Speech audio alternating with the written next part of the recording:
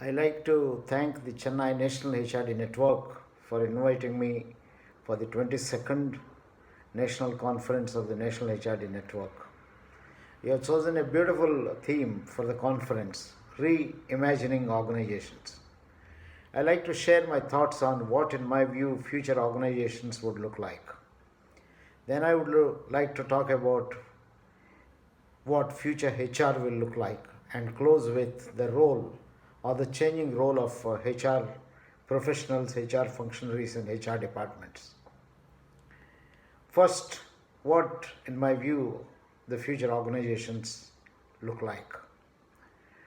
I think if you look at the next 5 to 10 years, 1920 to 30, we will have a very interesting demographic profile of most of the uh, employees in organizations. They will be largely those who are born in 1980s and 90s, who are past Y and closer to millennials. These are the people who would be of the age between 30 to 40, 45 years. This is the kind of a youth we are going to have. These are the people who are not bothered about pension, provident fund, and permanency of the job. These are the people who want to constantly discover something about themselves, want to do things differently, wants to experiment, restless, and emotionally charged to do things that they feel passionate about. So, to contain these people, we need to look at the human resources in ways that we have so far uh, differently than ways we have so far looked at them. We should look at them as possibilities much more than as resources. We should look at them far beyond, I think, uh, people who are subject to measurement of any particular way. We should look at them far beyond achieving targets and performing and fulfilling KPIs and KRAs, etc. The psychological characteristics of the people who are going to be there in the future organizations, I think, need to be understood well. To contain them, I think we need to have organizations which are designationless, no designations at all, and hierarchy-less, and be prepared to have a large number of contractual jobs, because people are shifting jobs at the drop of the hat, and they like to try different kind of things, because the demographic profile of the people we'll have suggests that they will be lots more self-driven, self-controlled, and self-learning oriented. We must also remember the future of the human resources is the one in which everyone carries the world in his or her pocket, and that is the mobile. At the touch of the mobile, you get the information, all that you need on competitors, on markets, contracts, products, costs, innovations, etc. And literacy takes a new meaning. It would mean mobile literacy, Google literacy, and internet literacy. Technology has invented tools to replace human beings with machines through artificial intelligence and so on. Of course, you must remember those who design such technological innovations are operating largely from their cognitive domain and probably are insensitive to the most important resource that Asians have, and that is the emotional resource or the affective domain. Now, this is something which is a boon to the HR people in this part of our country, because HR people can cash on the passion or emotional or affective interests of the people they are working with. So, which becomes values becomes more important, motives become more important, and creating an atmosphere where people will get passionately engaged in whatever they're doing becomes very important, and so on. So the culture that one should create should be a culture of discovering, nurturing, and developing talent.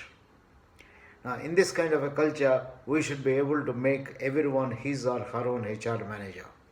In future, people will no more be dependent on HR for their own development.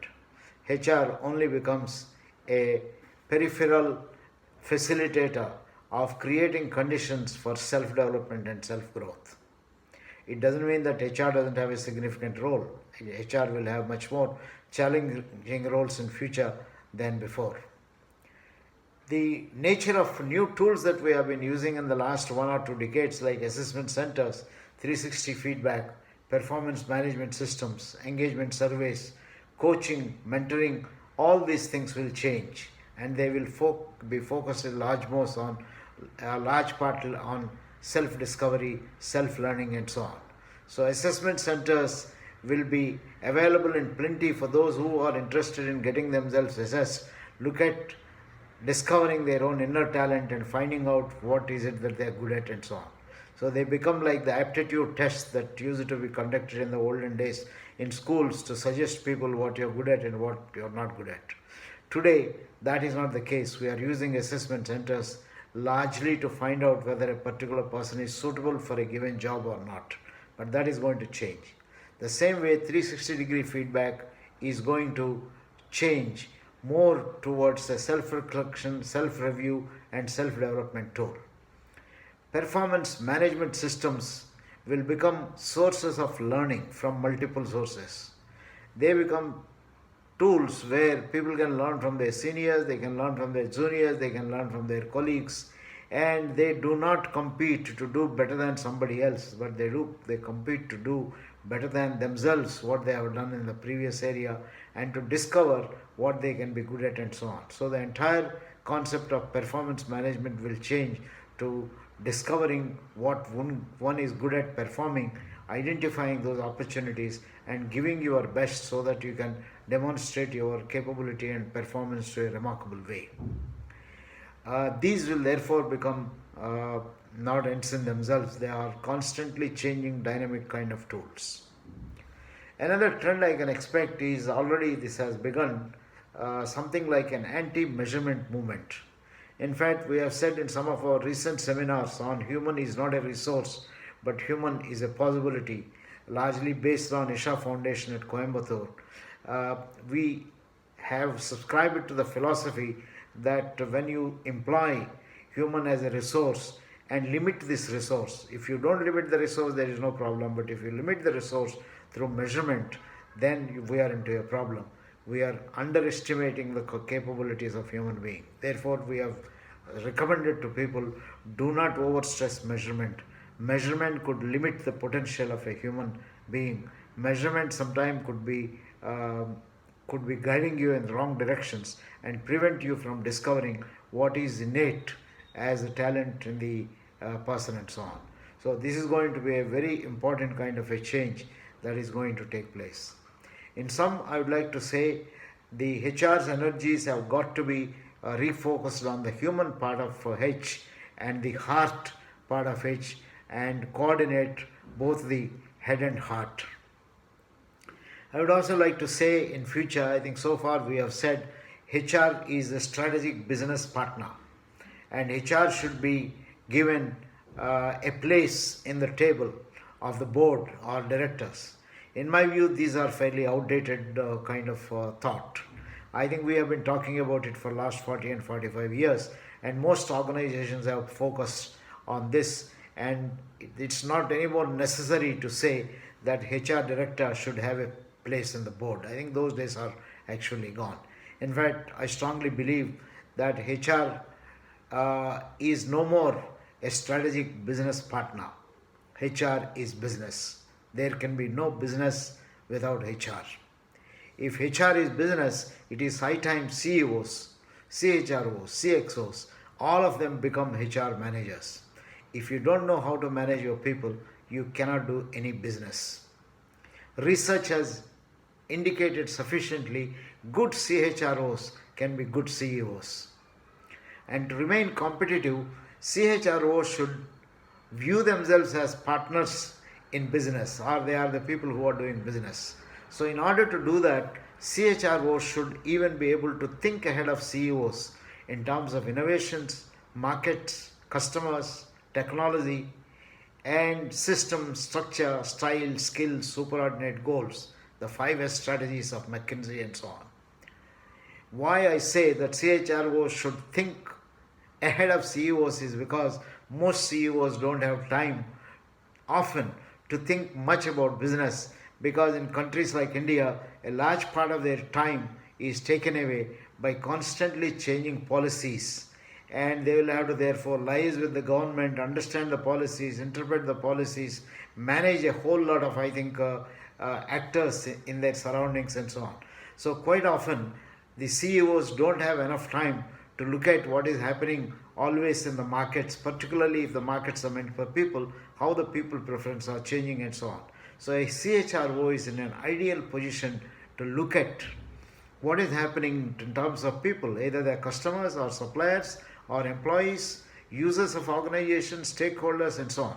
So he is in a better position to look at this, and therefore I would strongly recommend that this is the time of HR, and if HR people know how to manage themselves better, become constant learners, I think they are in the driver's seat and they will be driving business.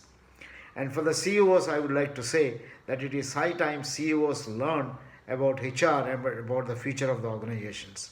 Learning about HR means understanding people, their concerns, changing aspirations. People are changing and they are very dynamic. Maslow's theories have to be revisited and reapplied. Freudian psychology has its limits. There are no new sources of power. There are things which are different than the kind of energies which Sigmund Freud, Alfred Adler, and Jung saw almost about 80 to 90 years ago. I think people today are driven by altogether different kind of things, and therefore constantly a good degree of research is required to educate ourselves and educate the world around. In conclusion, for all HR practitioners to meet the future world, I would like to recommend a good study of the three box theory proposed by my one time colleague at IIM Ahmedabad, Vijay Govindarajan.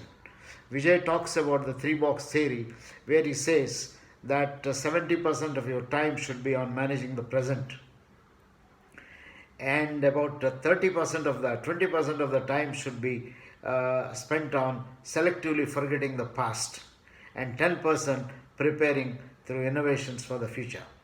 So, a good lesson for all HR people is please look at your own systems, review yourself, if necessary, conduct a HR audit or self renewal exercise. Look at your systems, look at your competencies, look at the culture you have created, look at the employee engagement, look at your contributions to intellectual capital management, and decide which mechanisms are helping you to move into the future. Identify those which are helping you, and maybe 70-60% or whatever of them, you have to manage them very well to an extraordinarily good level.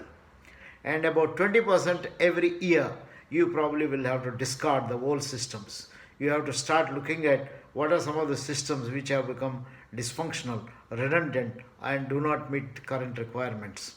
And this is a difficult kind of a thing, but there is no alternative but to selectively forget the past and keep spending time on inventing things, innovating things, HR policies, practices through research for the future.